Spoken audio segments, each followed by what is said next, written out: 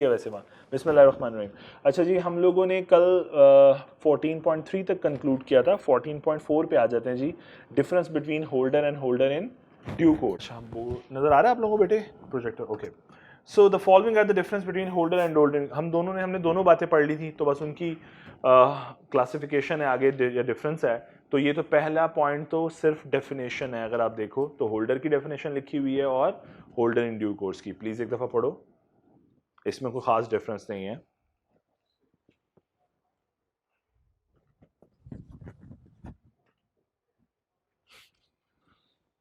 जी clear? अच्छा, consideration पे जरा आते हैं। कहता है नॉट नेसेसरी, जबकि इस केस में आपको याद है ना, हमने शुरुआत ही यहां से की थी कि वो होल्डर हो और उसके पास कंसिडरेशन होना जरूरी है। तीसरे पॉइंट पे चलते हैं, राइट टू स्यू। ये कल भी मैंने एक बात समझाई थी आपको बातें करते हुए कि अगर वो होल्डर है तो जहां पे वो इंस्ट्रूमेंट लॉस्ट हुआ उस बॉर्डर से पीछे नहीं जा सकता। तो होल्डर में नॉट स्यू ऑल प्रायर, जबकि यहां पे मैंने उस बॉर्डर को भी क्रॉस कर लिया था। अगर आपको याद हो कि मैंने कहा अगर ये होल्डर इन ड्यू कोर्स है तो गुम भी गया, चूंकि गुड टाइटल है उसके हाथ में, तो वो तमाम प्रायर पार्टीज को क्या कर सकता है? A holder in due course can sue all the prior parties. ठीक हो गया। फिर हमने जो गुड फेथ वाली बात पढ़ी थी कि नेग्लिजेंस ना हो, अच्छी तरह चेक कर ले कि उसके एंड पे कोई प्रॉब्लम ना हो, ऐसा ना हो, ड्यू केयर इस्तेमाल कर ले, डिलीजेंस। तो वही बात है, instrument must be obtain in good faith, जबकि वहां पे ऐसी कोई बात नहीं पड़ी। मे ऑब्टेन इन गुड फेथ, वहां पे एक कंडीशन नहीं है। होल्डर बनने के लिए मेरा गुड फेथ होना जरूरी नहीं है कि मैं अच्छी तरह चेक करूं। भाई मैंने रिसीव कर लिया, मैं होल्डर हूं, अगर उसमें मैं एंटाइटल्ड हूं या मैंने पोजेसर हूं। मेरी यही देखो, होल्डर की डेफिनेशन क्या थी? Bearer of a bearer instrument या possessor of a bearer instrument और इंडोर्सी या payee of the order instrument. तो मुझे उसके लिए गुड फेथ की जरूरत नहीं है। आगे चलो, फ्री फ्रॉम डिफेक्ट। होल्डर अगर रिसीव करेगा तो उसके अगर पीछे से वाले से जो टाइटल ट्रांसफर हो रहा है उसका टाइटल डिफेक्टिव है तो मेरा भी डिफेक्टिव है, if I am a holder. लेकिन अगर मैं पीर साहब बन गया, होल्डर इन ड्यू कोर्स हूं, तो हाथों में से आते ही इंस्ट्रूमेंट ने क्या हो जाना है? पाक शफाफ।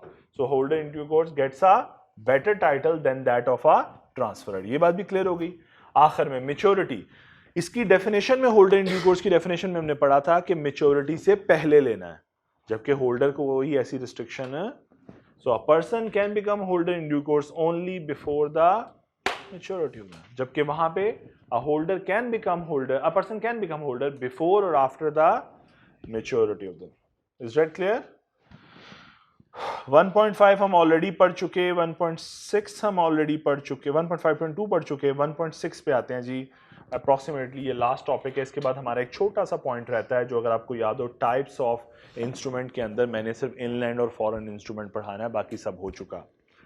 पेमेंट इन ड्यू कोर्स में टेक्निकली कल आपको पढ़ा चुका हूं, इसको बैंक के साथ लिंक करके। कल वाली एग्जांपल समझ आई थी कि कैसे एक पेइंग बैंकर कहता था मैं जिम्मेदार नहीं हूं, फिर कलेक्टिंग बैंकर कहता था मैं भी जिम्मेदार नहीं हूं, फिर जिसने चेक बनाया होता था ड्रॉर ने, वो भी कहता था मैं जिम्मेदार नहीं हूं।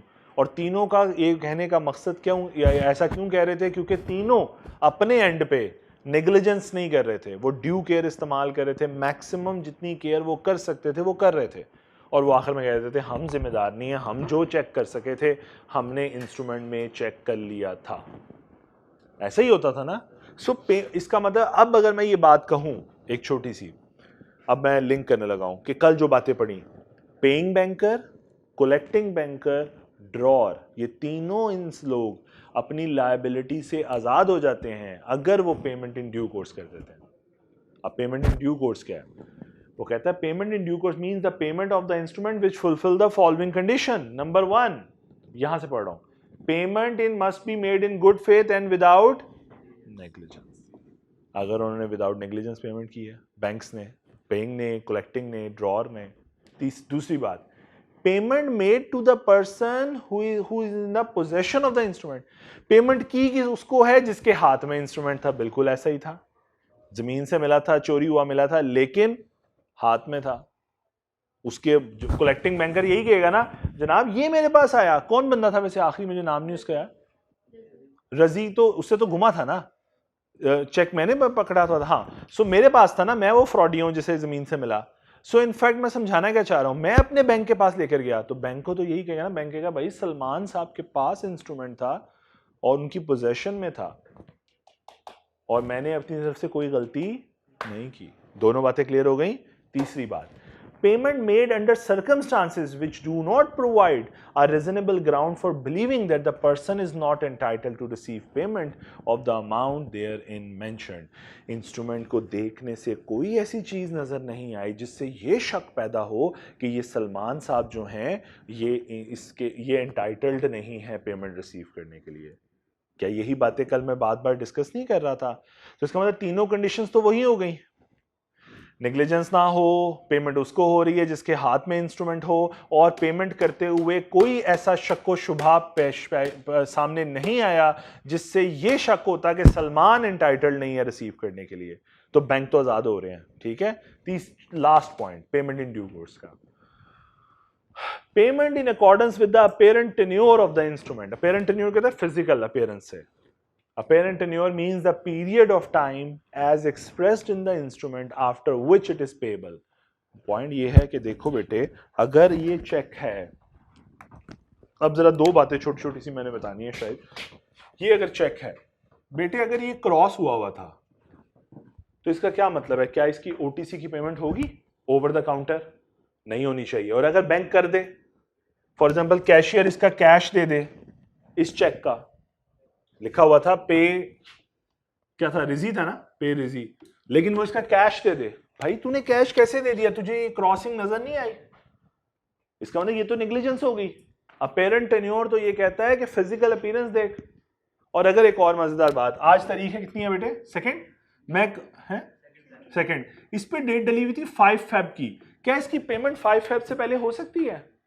और भाई अगर 5 फेब से पहले अगर आज बैंक ने पेमेंट कर दी तो आप कहोगे तूने अपीरेंट टेन्योर के मुताबिक पेमेंट, टाइम से पहले पेमेंट कैसे हो सकती है?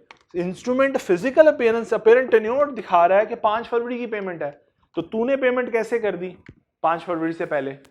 क्या बात समझ आ रही? तो ये किस में शुमार हो जाएगी? नेग्लिजेंस में। So apparent tenure means the period of time as expressed in the instrument after which it is payable. तो as per the apparent tenure इसकी पेमेंट कब होनी चाहिए? 5 या 5 के बाद।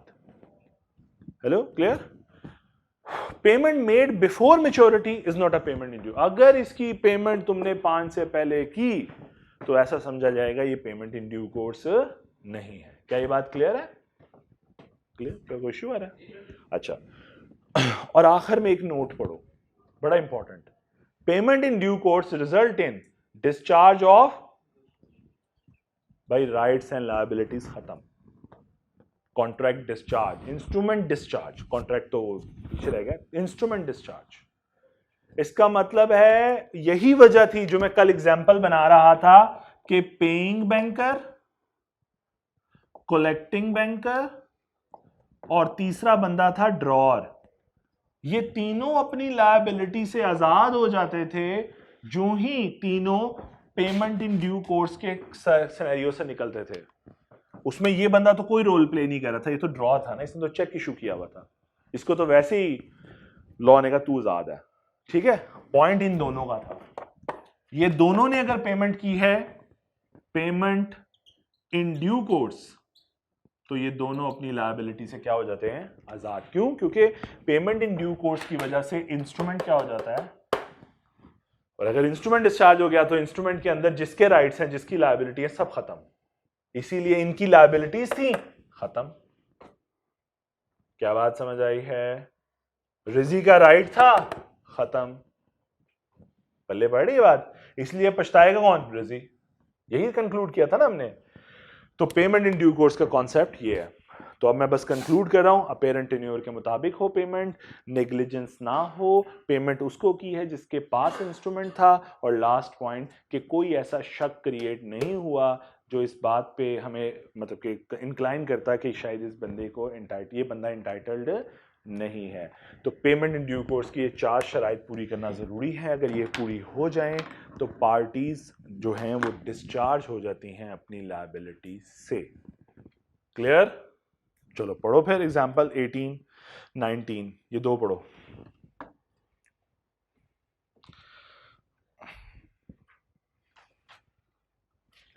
अगर आपको ये बात समझ आ गई ना तो मैंने आपको चैप्टर 15 का एक इंपॉर्टेंट टॉपिक पढ़ा दिया।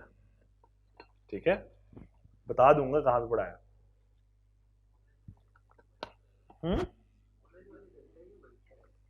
नहीं नहीं वो कौन सा एक दिन में सारा लेक्चर ले रहे होंगे, वो भी शहजादे हैं, वो संभाल के रखेंगे। कुछ स्कॉलर्स वो ना जिस तरह सर्दियों गर्मियों में वो हशरात होते हैं ना, कुछ स्पेसिफिकली नमूदार होते हैं, तो जब ये पेपर करीब आता है ना तो कुछ सीए के भी हशरात हैं, वो नमूदार होते हैं फेसबुक पे, और वो कोई कहता है मेरे 50 लेक्चर रहते हैं, how can I cover it up, ठीक है, मेरे 60 रहते हैं, क्या मैं ये कर सकता हूँ। बंदा सोचे हमें क्या पता तू कर सकता है कि नहीं कर सकता। अजीब दुनिया, मतलब स्कॉलर बैठे हैं फेसबुक के ऊपर ना।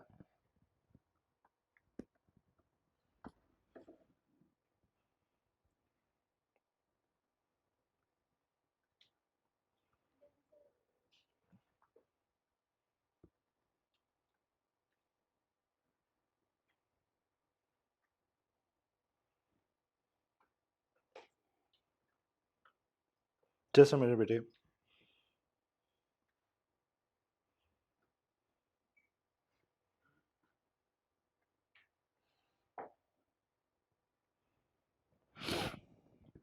जी 1899, तो जरा ये सवाल भी फिर पढ़ो। क्वेश्चन नंबर 1 है, स्प्रिंग 2020 का पास पेपर है, प्लीज सोल्यूशन मत पढ़िएगा, डायरेक्ट सवाल पे खुद फोकस कीजिएगा।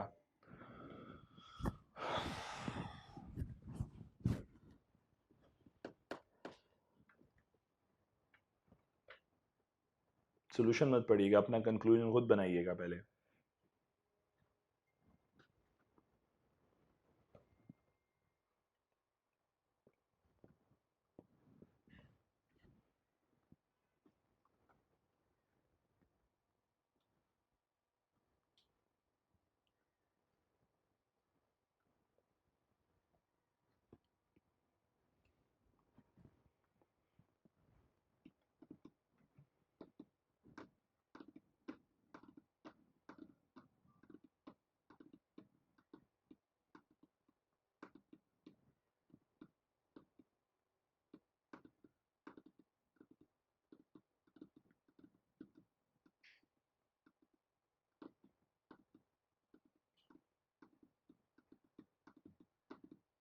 जी सोल्यूशन बताइए, क्या कहता है अमजद, क्या डिस्चार्ज हो गया अपनी लायबिलिटी से? क्यों? क्योंकि सारी condition payment in due course की पूरी हो गई है। ठीक है जी, क्लियर सबको? लें जी, एक क्वेश्चन और अच्छा सा आया हुआ था, ये प्रैक्टिस क्वेश्चन 2, हालांकि इसको चेक वाले के चैप्टर के साथ होना चाहिए, लेकिन कोई बात नहीं, फिर भी आप जरा प्लीज इसको एक दफा पढ़िए।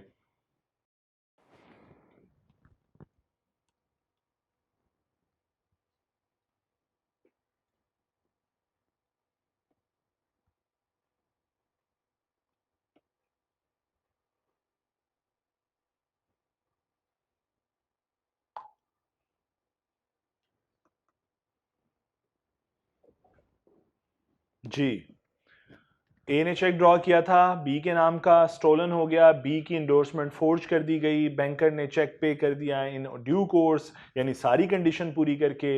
Is the banker discharge from liability? Yes, याद आई बात, protection to the banker, banker ने अगर पे कर दिया, he is discharge. Would it make any difference if the drawer signature was forge? ये आंसर बताइए। आपने तो कह दिया डिस्चार्ज है, वो इसीलिए क्योंकि बी की इंडोर्समेंट फोर्ज थी, और बी हमारा क्लाइंट नहीं था, उसको वेरीफाई नहीं कर सकते। व्हाट इफ कि अगर ड्रॉर के सिग्नेचर फोर्ज्ड होते? ड्रायर तो तुम्हारा क्लाइंट था ना, तुम्हारे पास स्पेसिमेन थे, जिसने चेक काटा हुआ है। जब पेइंग बैंकर के पास चेक आएगा, वो देखेगा मेरा क्लाइंट है, मेरे क्लाइंट के स्पेसिमेन, सिग्नेचर स्पेसिमेन तो मेरे पास है ना, तो फिर बात समझ आई? तो अब वेरीफाई करना उसकी जिम्मेदारी है, तो अगर अब वेरीफाई नहीं करता तो पेमेंट इन ड्यू कोर्स नहीं समझी जाएगी। क्या बात समझ आई है? तो जरा पढ़िए सोल्यूशन, ये वाला बात पढ़िए। A banker paying a check, यानी paying banker on which the drawer signature is forged is responsible and should bear the loss। क्या कॉन्सेप्ट समझ आया? कि भाई जो आपका कस्टमर है उसके तो हर डेटा आपके पास मौजूद है, और स्पेसिमेन सिग्नेचर भी आपके पास है, तो क्यों नहीं आपने चेक किया सही तरह कि ये सिग्नेचर उसके हैं कि नहीं? ठीक है, मुझे अगर मैं अपनी बात करूं तो मैं एक दफा चेक काटूं, दूसरी दफा चेक काटूं, मेरे अपने सिग्नेचर आपस में मैच नहीं करते, बैंक मेरा ही चेक क्लियर नहीं करता। मैं जाके बैठ गया बैंक में कि मेरा है भाईजान, मेरा है, उन्होंने कहा करें सिग्नेचर, मैंने फिर किया, कहते नहीं मैच कर रहे, और मैं कहा मेरा है, ये शनाख्ती कार्ड ले ले भाई, अब मैं इससे ज्यादा क्या जान लेगा मेरी। तो उसने फिर मुझे शर्म के मारे सिग्नेचर दिखाया कि ये है कर ऐसे। फिर मैं कहा अच्छा ये वाले थे, पहले बताना था। बात समझ आ रही है? सो इस हद तक बैंक केयरफुल होता है अपने अकाउंट होल्डर के बारे में कि भाई जिसके चेक किस पे साइन मैच होने चाहिए। ठीक है, चलो लो जी, तीसरा सवाल बड़ा आसान उसने पूछा हुआ है, होल्डर इन ड्यू कोर्स का डेफिनेशन बता दें 3 नंबर का 2019 के अंदर। और 2014 में उसने एक दफ़ा दोबारा पूछा हुआ है, होल्डर की डेफिनेशन बता दें, होल्डर इन ड्यू कोर्स और पेमेंट इन ड्यू कोर्स की डेफिनेशन बता दें। क्या बातें समझ आ रही हैं? मैं पास पेपर करा रहा हूँ। ओके, अगली बात 2016 में भी एक सवाल आया था, नेगोशिएशन और एंडोर्समेंट की डेफिनेशन बता दें। क्लियर? मैं ये करवा नहीं रहा क्योंकि मेरा ख्याल है ये डेफिनेशंस हैं, इसको करवाने की ज़रूरत नहीं है। ये सब कुछ हम बाकी पढ़ चुके। अब सिर्फ इस चैप्टर के अंदर हमारा छोटा सा टॉपिक रह गया है और वो है टाइप्स ऑफ। आप एक दफ़ा देख लें, मेरे मुताबिक इस चैप्टर में और कुछ नहीं रह गया, सिर्फ टाइप्स ऑफ नेगोशिएबल इंस्ट्रूमेंट में 2 टाइप्स रह गई हैं। The one is inland and the second one is foreign instrument. बाकी दोनों मैं करवा चुका शुरू में ही। ऑर्डर इंस्ट्रूमेंट क्या होता है, बेयरर इंस्ट्रूमेंट क्या होता है, मैं सब करवा चुका। अब आप एक दफ़ा बेशक आसिफ साहब की ज़रा बुक से भी देख लें कि उसमें कोई चीज़ ऐसी जो हम लोगों ने ना डिस्कस की हो। आई बिलीव कि मैंने सारा कुछ डिस्कस कर लिया है, सो आई इस टाइप के। और मैंने कोशिश की है कि मैंने इस चैप्टर को प्रैक्टिकली आपको समझाया है ताकि आपको ये चैप्टर याद करने में मुश्किल ना हो। इससे ज़्यादा इसको आसान शायद मुश्किल बात थी कि इससे मज़ीद आसान कोई कर सके। ठीक है, तो मैंने अपनी तरफ से जो बेस्ट कर सकता था मैंने आप लोगों को प्रैक्टिकल ज़रा डेमोन्स्ट्रेशन। अच्छा जी, इनलैंड और फॉरेन इंस्ट्रूमेंट के अंदर बहुत मुश्किल डेफिनेशन है। पहले फॉरेन की, तो पहले वो पढ़ लेते हैं, फिर इनलैंड की पढ़ लेंगे। वो कहता है फॉरेन इंस्ट्रूमेंट ऐसा instrument which is not an inland instrument is called foreign instrument. तो जो इनलैंड नहीं है वो फॉरेन है। इसका मतलब है फिर फॉरेन पहले इनलैंड पढ़ लेते हैं और इनलैंड के बाद जरा देखेंगे जो इनलैंड नहीं होगा, क्राइटेरिया पूरा करेगा, वो फॉरेन के क्राइटेरिया में फॉल कर जाएगा। क्लियर? सो इनलैंड पे आते हैं। कहते हैं इंस्ट्रूमेंट इनलैंड होगा। अच्छा, एक 2 वर्ड्स का ख्याल, मेड का वर्ड यूज हो रहा होता है प्रोमिसरी नोट के लिए और ड्रॉ का वर्ड यूज करते हैं हम लोग बिल ऑफ। शाबाश। वो कहते हैं जी मेड और ड्रॉन इन पाकिस्तान और पेबल भी पाकिस्तान में है, यानी बनाने वाले भी यहीं बना रहे हैं और जिसको पेमेंट होनी है वो भी यहीं पाकिस्तान में ही पेमेंट होनी है। तो इंस्ट्रूमेंट होगा इनलैंड इंस्ट्रूमेंट, घर का इंस्ट्रूमेंट। ठीक, और या फिर दोनों में से कोई एक भी शर्त पूरी हुई तो इंस्ट्रूमेंट क्या होगा? इनलैंड। मेड और ड्रॉन इन पाकिस्तान, पाकिस्तान में ड्रॉ हुआ यानी मेकर पाकिस्तानी है। Upon any person resident in Pakistan. अच्छा, ये वर्ड प्रोमिसरी नोट पे अप्लाई नहीं होता क्योंकि प्रोमिसरी नोट में तो पार्टीज ही 2 होती हैं, मेकर या पेई। जबकि वो कहता है कि मेड और drawn in Pakistan upon any person resident in Pakistan. ये किसकी बात हो रही है? नहीं नहीं, बिल ऑफ एक्सचेंज में किस पार्टी की बात हो रही है? ड्रॉई की। शाबाश। वो कहता है तुम्हारा पाकिस्तान में बना इंस्ट्रूमेंट और तुम्हारा ड्रॉई पाकिस्तानी है, although it may B payable in a foreign country. बेशक वो पाकिस्तान से बाहर उसकी पेमेंट होनी है। अगर तुम्हारा ड्रॉर पाकिस्तानी है, ड्रॉई पाकिस्तानी है और पेमेंट बेशक पाकिस्तान से बाहर भी हो जाए तो इंस्ट्रूमेंट क्या समझा जाएगा? Inland instrument. अब ये बात प्रोमिसरी नोट पे अप्लाई नहीं होती, हालांकि लिखा इसी अंदाज से गया लेकिन अप्लाई नहीं हो पाती ना, क्योंकि रेजिडेंट उस केस में ड्रॉई है ही कोई नहीं, उस केस में तो ड्रॉई पाकिस्तानी ही है, तो मेकर पाकिस्तानी हो। फिर वो ये कहना चाह रहा है आखिर में एक बात लिखता है कि एक inland instrument remain inland even if it has been endorsed in a foreign country. कहता है ये फर्क नहीं पड़ता, एक दफा जब इंस्ट्रूमेंट डिक्लेयर हो गया कि ये इनलैंड है, बेशक वो इंडोर्स बाहर हो जाए, उसकी पेमेंट बाहर हो जाए, डज नॉट मैटर, वो इनलैंड ही रहेगा। क्या ये बात समझ आ गई? चलो जरा पढ़िए प्लीज एग्जाम्पल 37।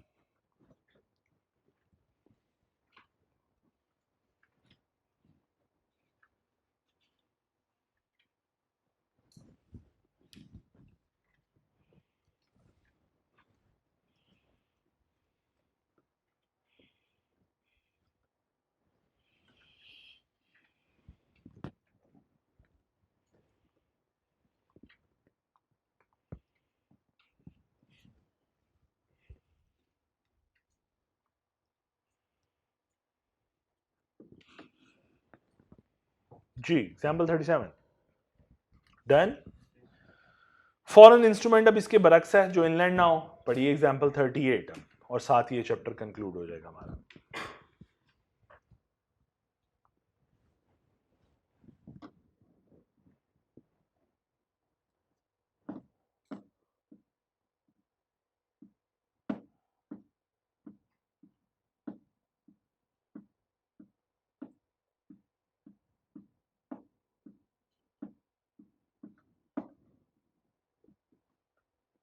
पढ़ लिया? पढ़ लो आराम से पढ़ लो।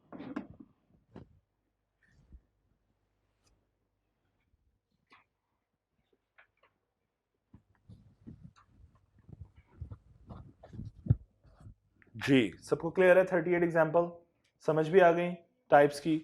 चलो इसके बाद मैं ज़रा अब आप लोगों को थोड़ा सा रिफ्रेश करने के लिए पास पेपर पे ले जाता हूँ और ज़रा हम पास पेपर देखते हैं। ओके जस्ट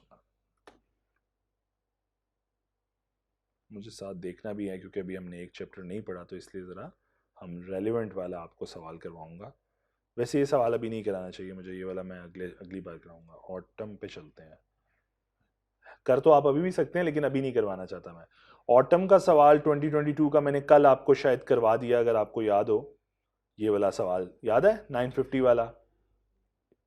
ये वाला सवाल है क्या हो गया है? ओके तो बता तो दो यार। अच्छा जी, इसके अलावा एक और जगह पे उसने कुछ सवाल पूछा है, लेकिन वो ये मैं पहले आपको पार्टनरशिप के साथ उसको करवा सकता हूँ। एक मिनट रुकिएगा। नहीं उसको नहीं, ठीक है इसमें भी नहीं है। चलें जी अगले चलते हैं और स्प्रिंग 2023 में देखते हैं। स्प्रिंग 2023 के अंदर हमें क्या पूछा गया जी निगोशिएबल में से? जस्ट अ मिनट, ऊपर होगा ये देखें जी, ये ज़रा अच्छा नहीं तो उसमें से एक मिनट जी, हम लोग वापस जाते हैं ज़रा। ये वाले तो सवाल थे लेकिन उसके लिए मुझे आपको पूरा ऊपर से समझाना पड़ना था। ओके चलें यही करते हैं ज़रा एक दफ़ा। ये सवाल करते हैं, मैं आपको थोड़ा सा ऊपर से समझा देता हूँ ये हो क्या रहा है बस। एक डीसी है, एक पार्टनरशिप फर्म है, engage in selling of various species of pet birds, ठीक है। The firms operation and manage by two partners, name है फैजान और उसामा, ठीक है। अब जरा मैं डायरेक्ट आ रहा हूँ पार्ट सी के ऊपर, प्लीज जरा पढ़िए पार्ट सी। पार्ट ए और बी जो है वो पार्टनरशिप से हैं, ठीक है, तो सी पढ़िए पार्ट नेगोशिएबल से।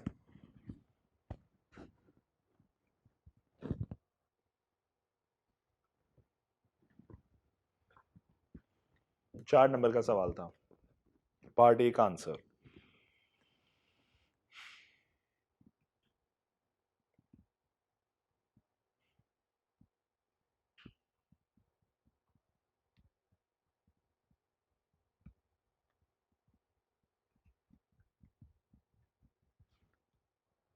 जी एक दफा पढ़ लिया सारा सवाल। डीसी ने रवीन पार्क को 50 फिंच बर्ड्स बेचे। रिजवान जी आरपी का ऑनर है।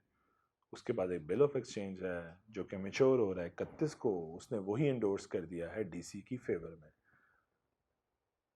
तो वो कहता है बताइए कौन से एसेंशियल हैं which must be insured by DC before accepting the bill of exchange. कौन से एसेंशियल फुलफिल करेगा? करो आंसर, क्या लिखूं? ढूंढो उस सवाल में से आंसर। तुक्के मारो मुसलमानों, दिमाग पे जोर डालो।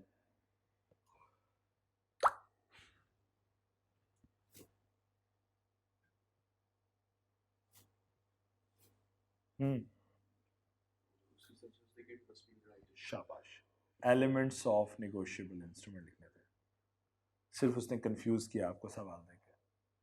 Straight it must be in writing, order to pay, amount must be certain, ये सारी बातें जो भी कल परसों 2 दफ़ा पढ़ी हैं वही हैं, सिर्फ क्लिक करना था, बाकी तो मुफ्त के नंबर थे। क्या बात समझ आई है? देखो एक बच्चे ने सोचा आराम स्कूल से कि अच्छा हमने ऐसा क्या पढ़ा, तो उसे मिल गया कि अच्छा ये पढ़ा। अब उसमें सिर्फ हेडिंग्स लिखनी थी, सारा भी नहीं लिखना था क्योंकि मार्क्स 4 थे। बस बताना था कि डीसी क्या क्या बातों में केयरफुल रहेगा।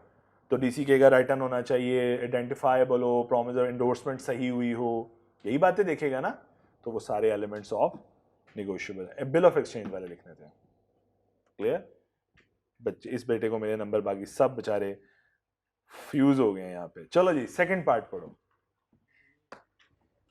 अज्यूमिंग इन सी अबव, रिजवान जो है वो holder in due course in respect of a bill of exchange which has been offered to be endorsed in DC favor, जो उसने ऑफर किया कि मैं डीसी को दे देता हूँ।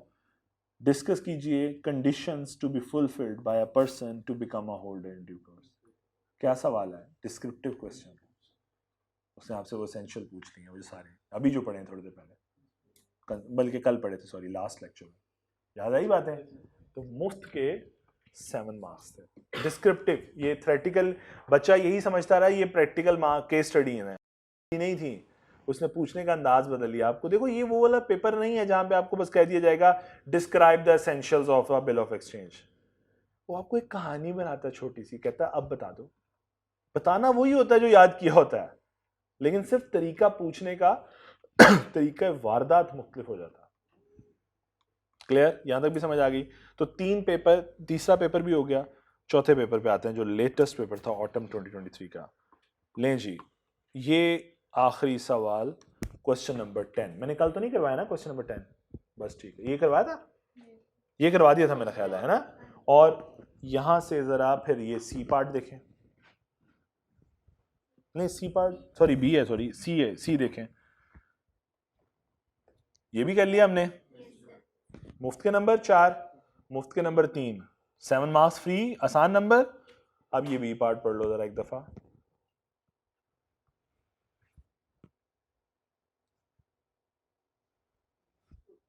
ये अभी तुमने एग्जाम्पल पढ़ी है, ये लाइबा वाली, ये लाइबा नहीं, हमने कौन सी पढ़ी एग्जाम्पल? बी और ए ने बी और उसकी फेवर में एंडोर्स किया था। बताओ बैंक लायबल होगा?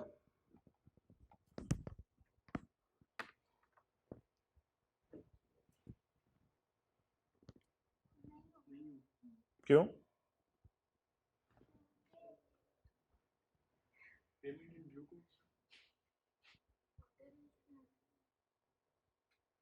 रिजवान को मिला है सलमान की तरह, और उसने क्या किया है?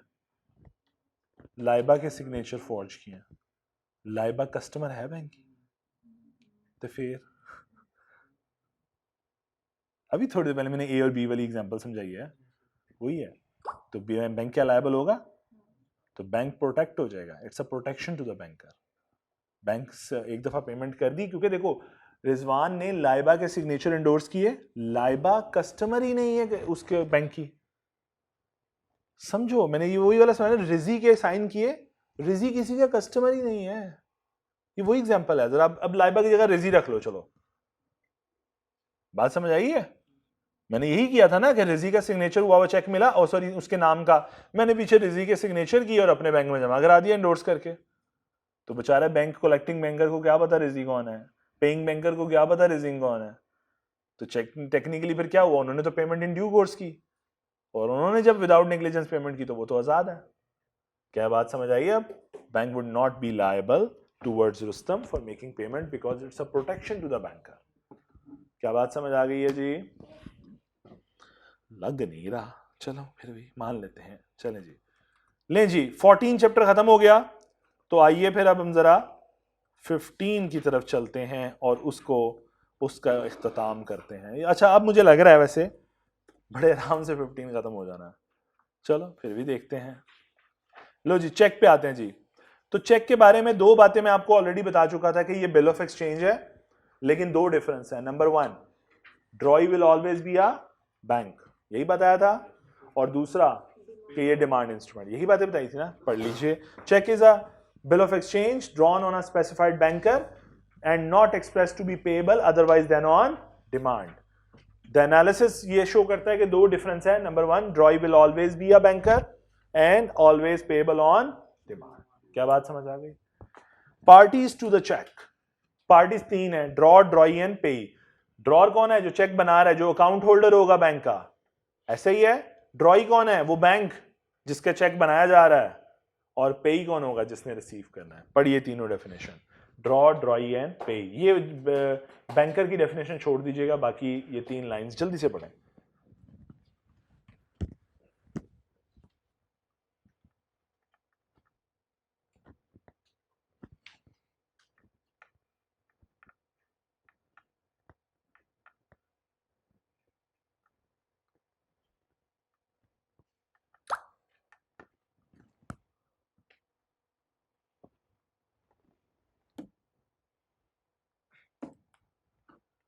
जी क्लियर? ड्रॉ, ड्रॉई एंड पेई।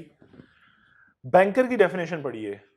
देखो बैंकर का काम क्या है, जरा मुझे बताओ, बैंक क्या करता है? आप लोगों से डिपॉजिट लेता है और आगे क्या कर देता है? इन्वेस्ट कर देता है या लेंड कर देता है, ऐसे ही है ना? और उधर से इंटरेस्ट कमा के आपको वापस कर देता है।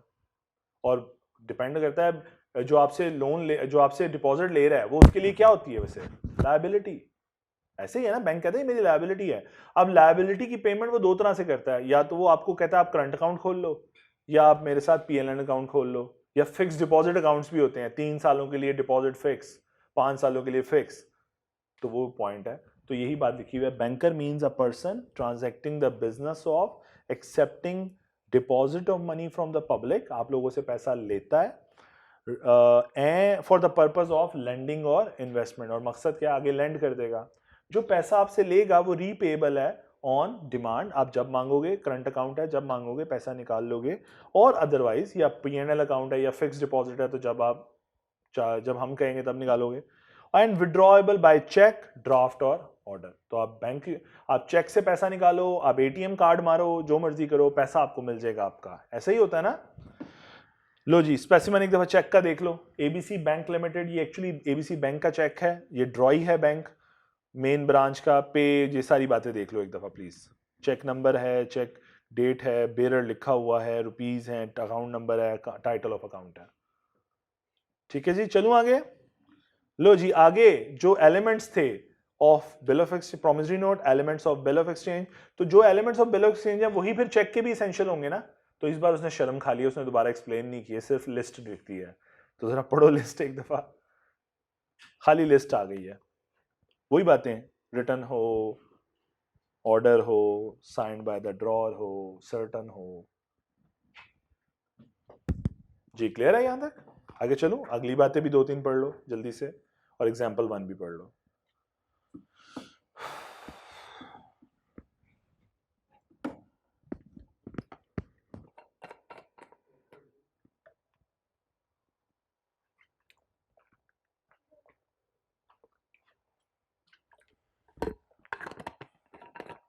जी clear? Cheque not operating assignment form, बड़ी आसान सी बात। देखो मैं तुम्हें अभी चेक बना के दूं तो क्या ऑटोमेटिकली बैंक को इल्हाम होगा और अमाउंट ट्रांसफर हो जाएगी तुम्हारे बैंक अकाउंट में? कब होगी ट्रांसफर? जब तुम जाके प्रेजेंट करोगे। तो यही बात उसने लिखी हुई है, a cheque in itself does not operate as assignment of fund, मतलब चेक देने से फंड ट्रांसफर नहीं हो जाते until it is presented and paid या क्रेडिटेड बाय द बैंकर। क्या बात क्लियर? पढ़िए एग्जाम्पल 2। देख कितने आसान सा है, आसान सा चैप्टर है, ऐसे मुकना है अभी। फर्स्ट ब्रेक से पहले पहले चैप्टर 15 मुक जाएगा इंशाल्लाह। सो अगली ब्रेक में हम लोग चैप्टर 11 का नहीं, ना डरो ना डरो ना डरो, मैं अपने खौफनाक प्लान तुम लोगों से शेयर नहीं कर रहा।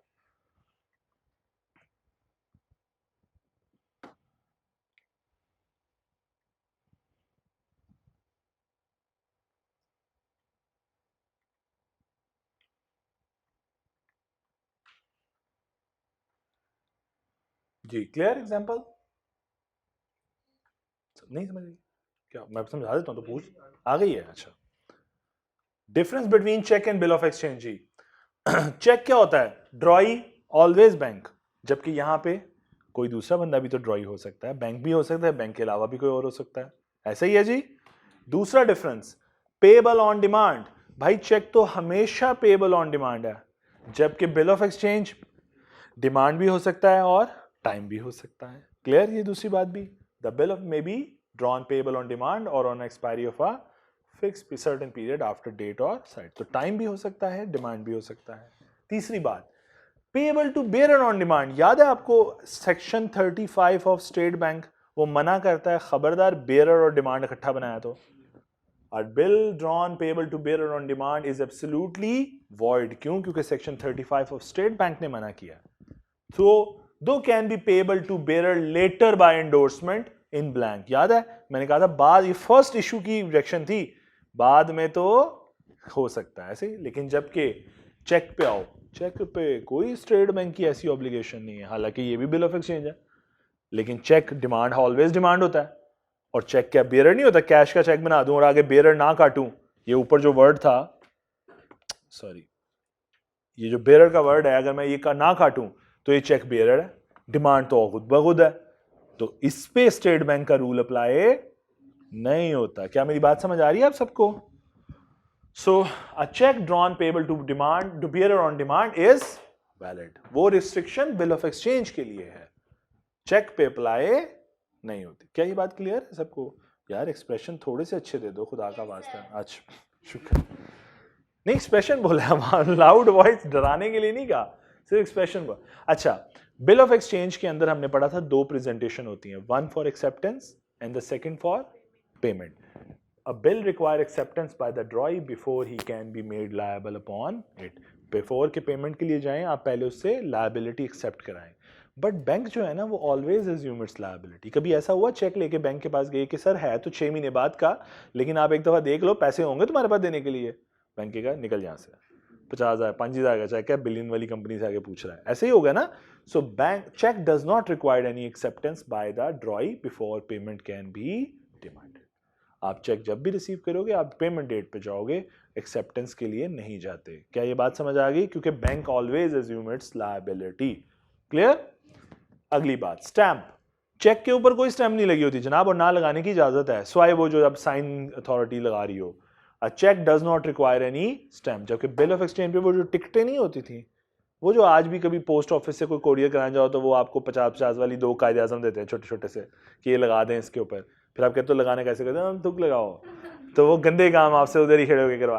सो bill of exchange must be properly stamped. ठीक है, आगे क्रॉसिंग। एक बड़ी मजेदार बात याद आ गई, हमने कभी कोशिश करनी हो ना कि लेटर घुमाना है, और लेटर हम चाहते हैं, हमने एक लेटर लिखना है किसी थर्ड पार्टी को, और हमने प्रोफेशनली चाहना है कि ये लेटर उस तक ना पहुंचे। ठीक है, तो हम जाके उसकी रजिस्ट्री कराते हैं पोस्ट ऑफिस से, और फिर वो फाड़ देते हैं। फिर हम कहते हैं देख, और वो संभाल लेते हैं, ऑब्वियसली वो जो टिकट लगी होती है वो संभाल लेते हैं कि ये जी हमने पिक्चर ले लेते हैं कि ये हमने पोस्ट करा दी, और फिर हम पोस्ट वालों पे डाल देते हैं इन्होंने घुमाया। तो बड़ा अच्छा फील होता है कि चलो एक डिपार्टमेंट है जिसपे हम कोई, देखो आपने TCS कराया, मजाल है आपको घूमे, वो तो आपको ट्रैक बताता है कि कहाँ तक पहुँच गया, कहाँ तक पहुँच गया। ये काम नहीं हम करते, हम फिर पोस्ट ऑफिस से करवाते हैं कि चलो जी तुम्हें लेटर भेजा था, मिला नहीं तुम्हें, कोई बात नहीं। सो ये बात क्लियर हो गई। दूसरा, crossing. A bill of exchange can not B crossed, जबकि चेक के अंदर ये फीचर मौजूद है। अभी मैं क्रॉसिंग वो समझाइए थोड़ी देर पहले कि इससे क्या होता है, ओवर द काउंटर पेमेंट नहीं होती, कैश की पेमेंट नहीं होगी, काउंटर पे कैशियर चेक नहीं देगा, पेमेंट नहीं देगा, बल्कि बैंक अकाउंट में ट्रांसफर करेगा, ताकि पता चले कल को कि ये पैसे किसके अकाउंट में गए। ट्रैक करना आसान हो जाता है, ट्रेस आसान हो जाता है। क्या मेरी बात समझ आ रही है?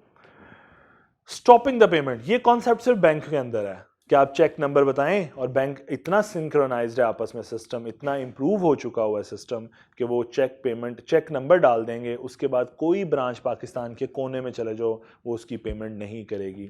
तो the payment of a cheque may be countermanded by the drawer. Countermand mean stop payment by the drawer. Drawer call करेगा और पेमेंट स्टॉप करा देगा।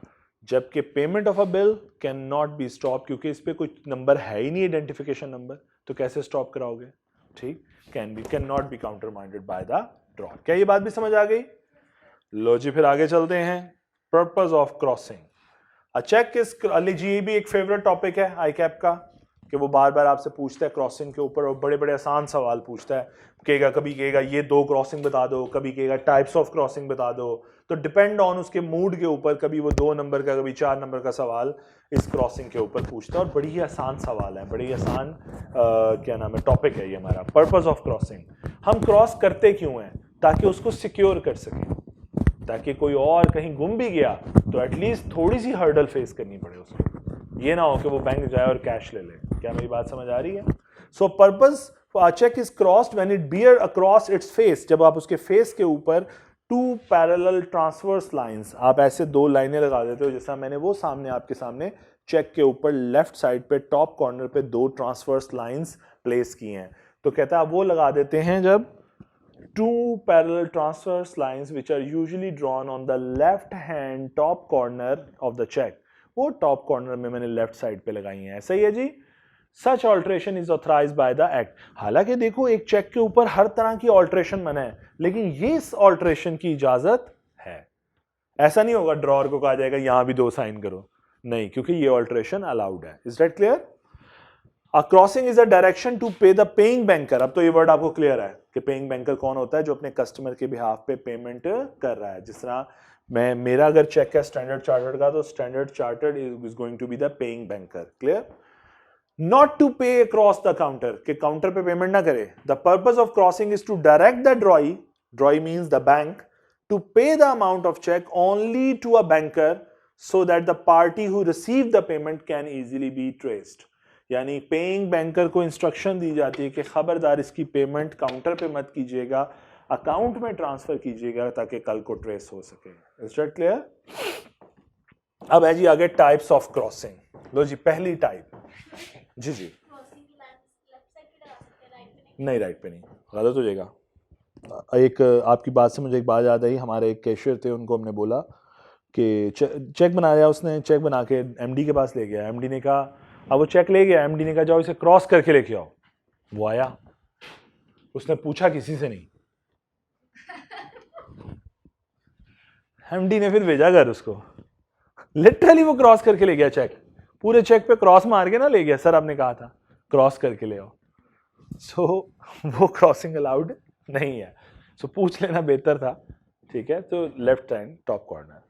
A check is said to be crossed journally. अच्छा journal, अब पहली type of crossing पे आ गए, journal crossing. बेटा जर्नल क्रॉसिंग वो जो आपके सामने हुई भी है ना, ये जर्नल क्रॉसिंग है. जर्नल क्रॉसिंग का सिर्फ मकसद, फायदा क्या होगा, इसकी पेमेंट ऑटीसी नहीं होगी, बस ये फायदा. इसे बोलते हैं जर्नल क्रॉसिंग. प्रैक्टिकली इसके 3 स्पेसिमेन, थ्योरेटिकली इसके 3 स्पेसिमेन है आपके सामने. आप खाली लाइंस डाल दें 2, या आप उसके अंदर लिख दें एंड कंपनी, या एब्रीवेशन यूज कर लें एंड कंपनी. लेकिन प्रैक्टिकली सिर्फ यही यूज होता है. प्रैक्टिकल कुछ नहीं लिखा जाता, 2 लाइंस लगाई जाती हैं सिर्फ. क्लियर? और फायदा क्या होता है, अब इसकी कैश की पेमेंट नहीं होगी. So a cheque is said to be crossed generally when it bears across its face an addition of the word and company और any abbreviation of it and company और of 2 transverse parallel transverse lines simply. तो ये तरीका है इसका journal cross करने का. Effect क्या है? When a check is crossed journally, the banker on whom it is drawn shall not pay it otherwise than to a banker. इसका मतलब है collecting, the banker on whom it is drawn मतलब कि जो paying banker है वो collecting banker को सिर्फ पे करेगा और किसी पर्सन को पे नहीं करेगा. क्या बात क्लियर? और इसी को बोलते हैं जी जर्नल क्रॉसिंग. क्लियर है जर्नल क्रॉसिंग? चलूं आगे. ले जी अगला क्रॉसिंग पे आते हैं, दैट इज स्पेशल क्रॉसिंग. समझ आ रही है ना? होश में हो ना सारे? ओके जी. Special crossing. बेटा स्पेशल क्रॉसिंग का कॉन्सेप्ट एक स्टेप और आगे आ जाए. बेटा देखो मेरा चेक था स्टैंडर्ड चार्टर्ड बैंक का, मैंने चेक बनाया, अली की पेमेंट करनी है 50,000 की, मैंने अली को बना के दे दिया. अब अली के हो सकता है 2 अकाउंट हो बैंक के, एक मिजान बैंक में, एक हबीब बैंक में. ये जिसमें भी चाहेगा ये चला जाएगा अपना मेरा चेक लेकर और वहां जाके अपनी डिपॉजिट स्लिप फिल करेगा और चेक जमा करा देगा. ऐसा ही है जी? तो 1-2 दिन बाद इसकी पेमेंट क्लियर हो जाएगी. ऐसा ही है. अब मुझे नहीं पता कि ये किस बैंक में कराएगा, सो मैं सिंपल क्रॉसिंग करके इसको दे दूंगा, जिसे जर्नल क्रॉसिंग बोलते हैं. लेकिन अगर मैं ऐसी हरकत करूं, मैं कहूं यार मुझे बताओ तुम किस ब्रांच में मेरा चेक प्रेजेंट करोगे, ये कहेगा मुझे करीब पड़ता है सर हबीब बैंक. तो मैं क्या करूंगा, मैं कहूंगा अच्छा हबीब बैंक जमा कराओगे. अब मैं क्या करने लगाऊं, मैं यहां पे, ये स्टैंडर्ड चार्टर्ड बैंक है मेरा, ठीक है, मैंने इसको 50,000 का चेक बना के दिया है अली को, ठीक है, और मैं क्या कर रहा हूं क्रॉसिंग के अंदर लिख रहा हूं HBL. तो ये HBL क्या है? एक्चुअली में कलेक्टिंग बैंकर का मैंने स्पेसिफाई कर दिया. ऐसा ही है ना? मैंने कलेक्टिंग बैंकर को स्पेसिफाई कर दिया कि भाई अब इसकी पेमेंट सिर्फ और सिर्फ HBL बैंक ही रिसीव कर सकता है from standard chartered bank. Standard Chartered Bank is the paying banker that is going to pay, and HBL is going to be the only banker that can receive payment from the SCB. बल्कि आप किसी और में जाके जमा कराने की कोशिश करोगे, स्टैंडर्ड चार्टर्ड बैंक क्या हबीब बैंक ही, या सपोज ये बच्चा मिजान बैंक चला जाता है, मिजान बैंक रिफ्यूज कर देगा, वो कहेगा ये मैं रिसीव ही नहीं कर सकता, भागो यहां से. ठीक है, सो अब इसकी पेमेंट सिर्फ HBL रिसीव कर सकता है. तो इसका मतलब है अगर मैंने अपनी क्रॉसिंग में कलेक्टिंग बैंकर का नाम स्पेसिफाई कर दिया तो इसको बोलते हैं स्पेशल क्रॉसिंग. पढ़िए, cheque is said to be cross specially when it bear across its face an addition of the name of the banker इस तरह लिख लो लाइनों के दरमियान, या लाइंस की भी जरूरत नहीं है, खाली बैंक का नाम लिख दो। और पैरेलल लाइंस आर नॉट, क्या ये बात भी समझ आ गई? आगे चलूं, इफेक्ट क्या है इसका?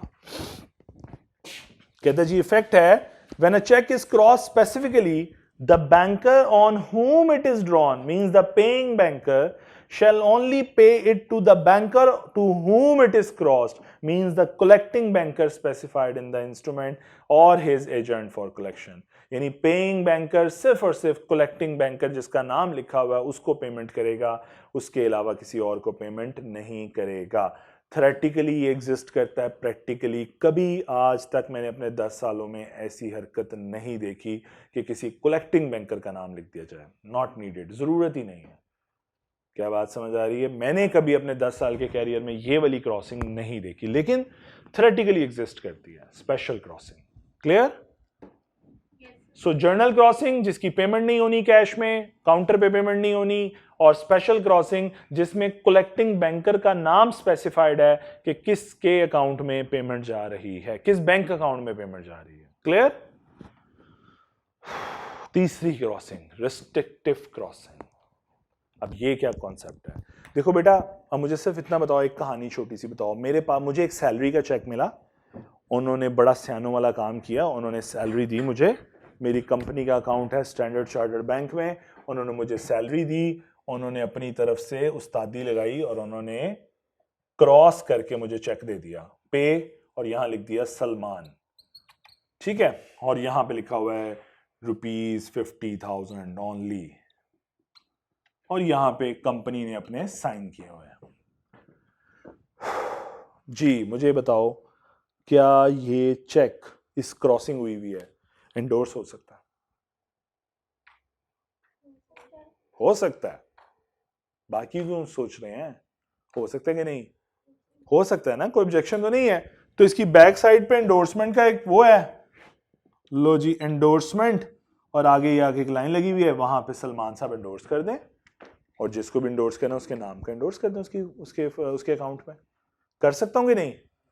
अब कर दिया, ये 50,000 चले गए किसी सपोज अली के अकाउंट में। वैसे मैं अपनी जिंदगी में जब पहली दफा कमाया था कुछ पैसे, तो उन्होंने चेक दिया और उस वक्त मेरा बैंक अकाउंट नहीं था, तो मैं अपने फादर को एंडोर्स कर देता था। सो ये काम मैंने तब जिंदगी में किया जब मुझे एंडोर्समेंट का पता भी नहीं था, ठीक है, क्योंकि मेरे फादर बैंकर हैं, ठीक है, बैंकर थे। सो एंडोर्स कर दिया मैंने अपने फादर के नाम पे या अली के नाम पे सपोज। अब अली के अकाउंट में पेमेंट चलेगी, कंपनी के अकाउंट से निकली, अली के अकाउंट में गई, और मैं रोता हुआ आ गया, सर वो चेक गुम गया, पैसे नहीं आए, सैलरी नहीं आई। कंपनी क्या चेक करेगी? मैक्सिमम ट्रेसिंग, और ट्रैक करके कहां तक पहुंचेगी? अली तक के। अली के अकाउंट में गए हैं, मेरे अकाउंट में तो गए ही नहीं, मेरा अकाउंट तो साफ है, ये देखें बैंक स्टेटमेंट, पैसे तो आए ही नहीं, चेक क्लियर हो गया। सो इस चीज को रोकने के लिए फिर कंपनीज ने रिस्ट्रिक्टिव क्रॉसिंग का इस्तेमाल शुरू किया कि जिसके अकाउंट का चेक बनाऊं उसी के अकाउंट में जाए और किसी के अकाउंट में ना जाए, तो उसे बोला गया रिस्ट्रिक्टिव क्रॉसिंग। अब उस केस में क्या किया गया? इसी लाइंस के अंदर एक लफ्ज है अकाउंट पेई ओनली, अब ये स्टैंप लग जाती है। अब ये एंडोर्समेंट नहीं हो सकती, क्योंकि ये स्टैंप लगने से एंडोर्समेंट खत्म। अब ये इंस्ट्रूमेंट जो है it no more a negotiable instrument, it ceases to be negotiable जब ये स्टैंप लग गई। अब ये सलमान के अकाउंट में ही जाएगा और किसी के अकाउंट में नहीं जा सकता, ये एंडोर्स नहीं हो सकता, एंडोर्समेंट खत्म। ये है इसका फीचर रिस्ट्रिक्टिव क्रॉसिंग का। हालांकि अभी भी मिसयूज हो सकता है। कैसे मिसयूज? तो अभी भी हो सकता है। सलमान कोई और ढूंढ लो, हाँ उसके अकाउंट में जमा करा दो, क्या फर्क पड़ता है? सो वो मसला नहीं है, लेकिन अब कम से कम एंडोर्स नहीं हो सकता। सो रिस्ट्रिक्टिव क्रॉसिंग में be added with general crossing के अंदर दो लफ्ज उसने के, देखो जर्नल क्रॉसिंग लाइंस थी ना, उसके अंदर लफ्ज लिख दो अकाउंट पे या अकाउंट पे ओनली, तो ये क्रॉसिंग क्या बन जाएगी? Restrictive crossing. इसका फायदा क्या होगा? Effect of restrictive crossing, when a cheque is crossed an account pay it shall cease to be negotiable. अब ये नेगोशिएबल नहीं रहा। Strictly speaking, the amount collected on the check must be credited only to the account payee named in the check. जिसका नाम लिखा है उसी के अकाउंट में पैसे जाएंगे और किसी के अकाउंट में एंडोर्स नहीं हो सकता। पढ़िए एग्जांपल 6। क्या समझ आ गई है? तो जर्नल, स्पेशल और रिस्ट्रिक्टिव हमने 3 क्रॉसिंग पढ़ ली अब तक। पढ़िए जी, एग्जाम्पल पढ़िए। बस एक लास्ट क्रॉसिंग है और उसके बाद ये टॉपिक खत्म। अगला हमने वैसे पढ़ा हुआ है, तो चैप्टर ही खत्म एक तरह से, लेकिन कोई नहीं, 5-10 मिनट लगेंगे हमें चैप्टर खत्म होने।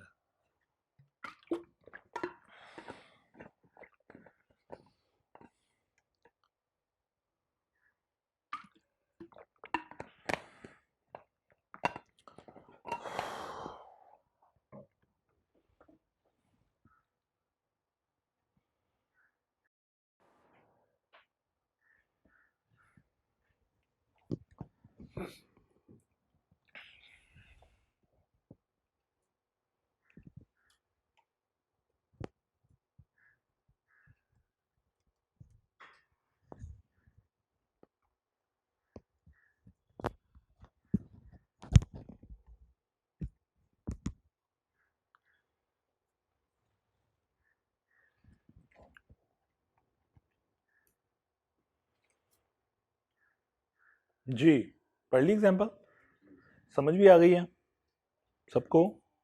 चलूं आगे फिर। नॉट निगोशिएबल क्रॉसिंग, बड़े आसान तरीके देख लो, 3 तरीके हो सकते हैं। Not negotiable double lines, not negotiable खाली भी लिख सकते हो, लेकिन साथ में उसने कलेक्टिंग बैंकर वाला चीज़ यूज़ की है, इसलिए उसने बगैर ब्लैंक्स के लिखा है, और आखिर में उसने लाइंस के दरमियान भी। ये कौन सी क्रॉसिंग है एबीसी बैंक वाली? Special crossing. साथ में क्या की है? Not negotiable. ऐसा भी हो सकता है। नॉट निगोशिएबल का भी मतलब वही है कि फर्दर निगोशिएट, एंडोर्स, लेकिन उसने कहा कर लो, मतलब अब तरीका अंदाज बयान डिफरेंट हो गया, लेकिन बात वही करने लगा है। नॉट निगोशिएबल की स्टैंप लगी हुई है, तो मतलब समझ लो कि अब ये फर्दर निगोशिएट नहीं हो सकता, इसमें राइट ट्रांसफर नहीं हो सकते। क्योंकि हमने निगोशिएशन की जब डेफिनेशन पढ़ी थी, तो मैंने एक लाइन आखिर में पढ़ाई थी कि ट्रांसफर फ्री फ्रॉम डिफेक्ट्स, ऐसे ही पढ़ा था ना। जब एक नॉट निगोशिएबल की स्टैंप लगा चेक मुझे मिल रहा है, इसका मतलब है मेरा राइट रिस्ट्रिक्ट हो गया है, कि मेरे पास अब टाइटल में मेरे पास ऑनरशिप नहीं है टू ट्रांसफर द राइट। मेरे पास टाइटल, गुड टाइटल नहीं है, मेरे पास ये राइट नहीं है कि मैं ट्रांसफर कर सकता हूं। तो लॉ कहता है करके देख लो, इजाजत है राइट ट्रांसफर करो करना तो, लेकिन वो गुड टाइटल ट्रांसफर नहीं होगा। तो जब गुड टाइटल ही ट्रांसफर नहीं होगा तो सीधी तरह कह दो मना है। ठीक है, तो बात करने का अंदाज बदल गया है, काम वही है कि ये फर्दर निगोशिएट या ट्रांसफर, इसमें राइट्स नहीं हो सकते। The addition of the word not negotiable does not restrict further transferability of the cheque. हम रिस्ट्रिक्ट नहीं कर रहे, it only takes away the main feature of negotiability, which is transferability free from defect. हाँ, title defective होगा, करके देख लो। तो भाई जब टाइटल ही डिफेक्टिव हो गया तो फिर बात ही खत्म हो गई ना। क्या बात समझ आ रही है? अगली बात यहां तक समझ आ गई? तो स्पेसिफिन ये है, आप नॉट निगोशिएबल किस तरह करोगे। आगे चलिए।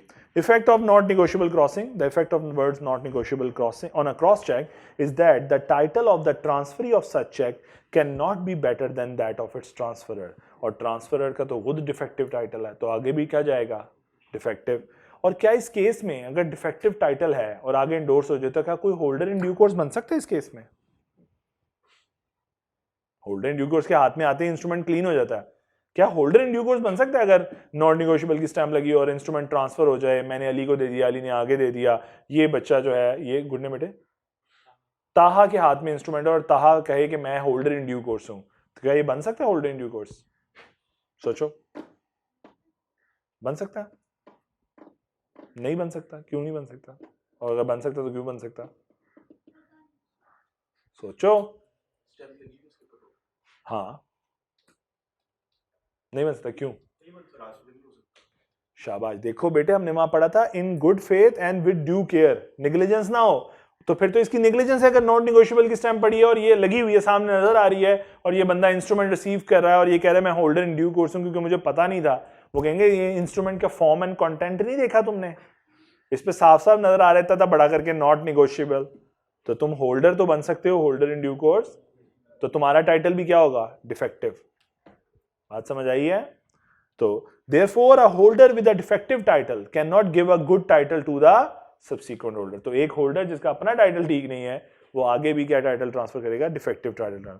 The object of non-negotiable crossing is to give protection to the drawer holder of the check against miscarriage or dishonesty in the course of transit. तो बचत करने के लिए प्लान है, मतलब कि प्रोटेक्ट कर रहा है सिर्फ, और कोई बात नहीं है। क्या ये बात क्लियर? जाग रहे हो? हिम्मत है? अगली बात पढ़ सकते हैं? नहीं पढ़ सकते, ब्रेक की जरूरत पड़ गई है जी। बस टेबल पढ़ लो, फिर ब्रेक दे देता हूं। टेबल पढ़ लो sir. A check may be crossed after its issue in the following manner। लो जी, चेक क्रॉसिंग जो है बड़ी आसान सी बातें हैं। अगर चेक क्रॉस ना हुआ हो, when it is uncrossed, तो क्या मैं इसको क्रॉस कर सकता हूं? हेलो, तो द होल्डर में क्रॉस इट जर्नली और स्पेशली, तो मैं कर सकता हूं अगर चेक क्रॉसिंग नहीं है। मैं दिखा ही देता हूं, ये ना हो बाद में समझ ही ना आएगा कुछ। ये देखो ना, ये इस तरह चेक है, तो क्या मैं ऐसे नहीं कर सकता? ऐसे कर सकता हूं। और इसी में अगर मैं कलेक्टिंग बैंकर का नाम लिख दूं तो वो क्या बन जाएगी? Special crossing. अगर चेक जर्नली क्रॉस हो तो क्या मैं इसके अंदर कलेक्टिंग बैंकर का नाम लिख सकता हूं? तो स्पेशल क्रॉसिंग बन जाएगी। वो कहते हैं where a cheque is cross generally, तो होल्डर क्या कर सकता है? इसको स्पेशल बना सकता है बैंकर का नाम लिख के। क्लियर हो गई ये भी बात? सेकेंड पॉइंट भी क्लियर है। थर्ड पे आऊं, वो कहते हैं चेक क्रॉस्ड है जर्नली या स्पेसिफिकली, यानी या तो जर्नली या इसके अंदर लिखा हुआ है एबीसी बैंक, ये स्पेशल हो गई। तो कहते हैं इसके ऊपर नॉट नेगोशिएबल की स्टैंप नहीं लगा सकते? लगा सकते हैं। द होल्डर में add the word not negotiable. तीनों बातें समझ आ गई कि क्रॉस नहीं है क्रॉस कर लो, क्रॉस जर्नली है स्पेशल कर लो, जर्नली या स्पेशल है तो उसको नॉट नेगोशिएबल कर लो। और लास्ट पॉइंट कि अगर एक चेक क्रॉस है स्पेशली, स्पेशली का मतलब जिसमें कलेक्टिंग बैंकर का नाम लिखा हुआ, ये फर्दर क्रॉस नहीं हो सकता। लेकिन कहते हैं हाँ, फर्दर क्रॉसिंग स्पेशल क्रॉसिंग हो सकती है। किस सूरत में? अगर एक बैंक अपने एजेंट के नाम पे क्रॉसिंग करता है, लेकिन वो बैंकर करेगा, इंडिविजुअल नहीं कर सकता। कैसे? फॉर एग्जांपल ये एबीसी बैंक है, ये मिजान बैंक है सपोज, तो मिजान बैंक के नहीं मेन ऑफिस की जगह वो, सॉरी ब्रांच ऑफिस की जगह वो हेड ऑफिस के नाम पे स्पेशल क्रॉसिंग कर दे, तो एक बैंकर अपने एजेंट के नाम पे क्रॉसिंग कर सकता है फर्दर, एक इंडिविजुअल उसको दोबारा क्रॉस नहीं कर सकता। क्या बात समझ आई है? तो जरा पढ़ते हैं। The banker to whom it is crossed, यानी जिसके नाम की क्रॉसिंग हुई है, जैसा मिजान बैंक है, may again cross it specially, वो उसको दोबारा क्रॉस कर सकता है स्पेशली टू अनदर बैंकर जो उसका एजेंट है फॉर कलेक्शन। क्या ये बात समझ आई है कि एक मिजान बैंक की ब्रांच अपने हेड ऑफिस की ब्रांच के नाम पे इसको फर्दर स्पेशल क्रॉसिंग करना चाहे तो कर सकती है, लेकिन वो बैंकर दूसरे बैंकर के लिए क्रॉसिंग कर रहा है, इसमें इंडिविजुअल का रोल नहीं होगा। क्या ये बात क्लियर हो गई? सो अगर ये बात समझ आ गई है तो इसके साथ ही एक प्रैक्टिस क्वेश्चन 1 देखिए, जल्दी से लिखा हुआ है कि नॉट नेगोशिएबल की मुझे एक्सप्लेन कर दें। 2020 का पास पेपर है।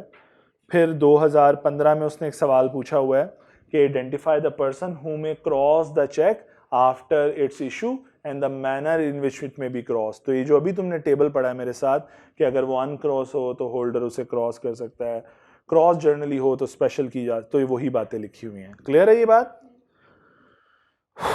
अब अगला टॉपिक जो है वो पेमेंट ऑफ चेक है। You can take the break. यहाँ पे ब्रेक लेते हैं जी, इंशाल्लाह 10-15 मिनट में मिल लें, 11 बजे मिल लें दोबारा। चलो, या ज़्यादा तो फिर 11:05 में मिल लेते हैं। ठीक है जी, 11:05 में चलो दोबारा।